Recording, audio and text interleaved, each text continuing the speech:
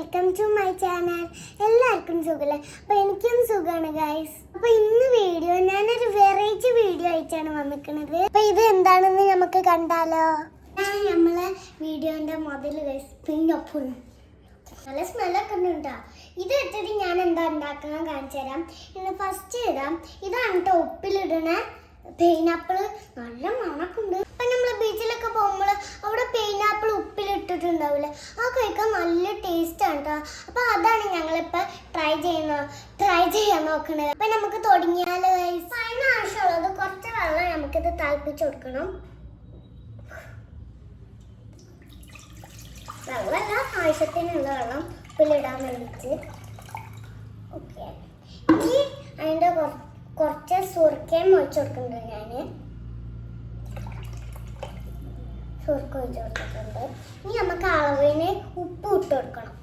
ഇപ്പോൾ പൈനാപ്പിൾ പച്ചയുണ്ട്, ഞാൻ കുറച്ച് പഞ്ചസാര ഇട്ട് കൊടുക്കുന്നുണ്ട്. അപ്പം 2 സ്പൂണ് ഉപ്പും ഇട്ട് കൊടുക്കുന്നുണ്ട്. ഇത് ഈ സ്പൂണ് നിറച്ച് കേട്ടോ.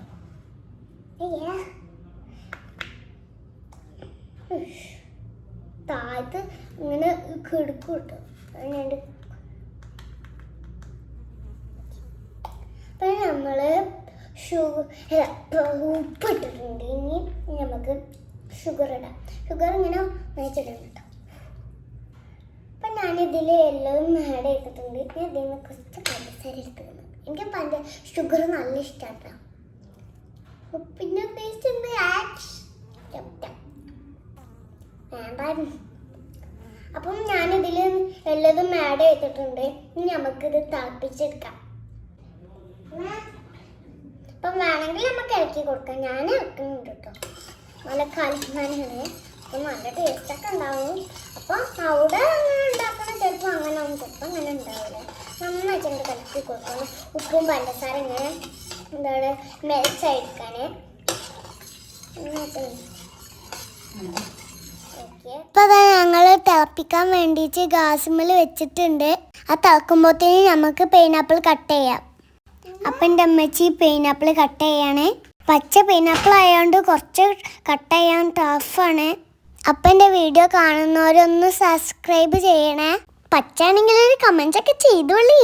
നിങ്ങൾ സപ്പോർട്ട് ചെയ്താലേ എനിക്ക് വീഡിയോ ചെയ്യാൻ പറ്റുള്ളൂ. അപ്പം നമ്മൾ പൈനാപ്പിൾ കട്ട് ചെയ്തിട്ട് കുട്ടപ്പനാക്കിക്കണേ.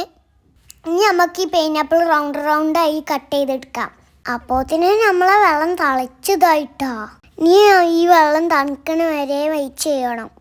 നമ്മൾ ചൂടാറാൻ വെച്ച വെള്ളം ചൂടാറിയിട്ടുണ്ട്. അപ്പം നമ്മൾ പൈനാപ്പിൾ കട്ട് ചെയ്തത് നമുക്ക് ഓരോന്ന് ഇട്ട് കൊടുക്കാം.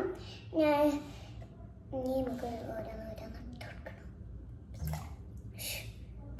ഇതൊന്ന് ജസ്റ്റ് ആക്കി കൊടുക്കണം. താഴത്തേക്കൊക്കെ പോകാൻ നമുക്ക് എല്ലാം ഇഷ്ടം. കൂട്ടത്തോടെ അങ്ങനെ അട്ടി എടുക്കണേ. അത് ഞാൻ പറഞ്ഞത്.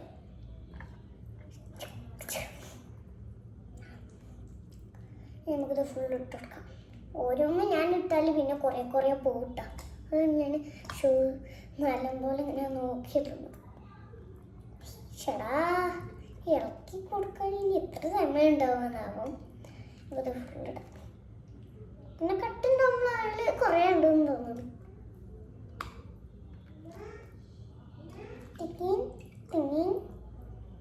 ഇത് കുറേ ആവും.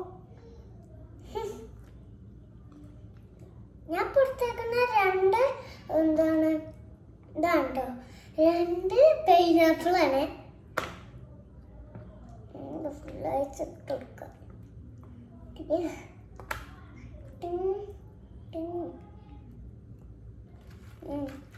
അത്ര ഉണ്ടോ?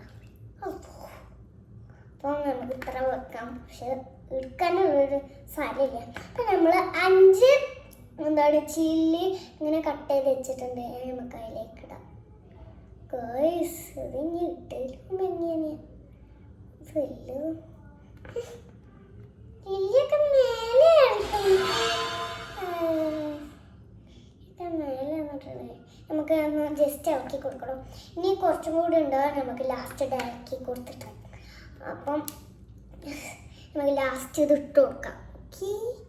അപ്പോൾ പൈനാപ്പിളും ചില്ലി എല്ലാതും കുപ്പിയിലാക്കിയിട്ടുണ്ട്. ഇനി ഇവർ കുറച്ച് റെസ്റ്റ് എടുക്കട്ടെ ഗോയ്സ്.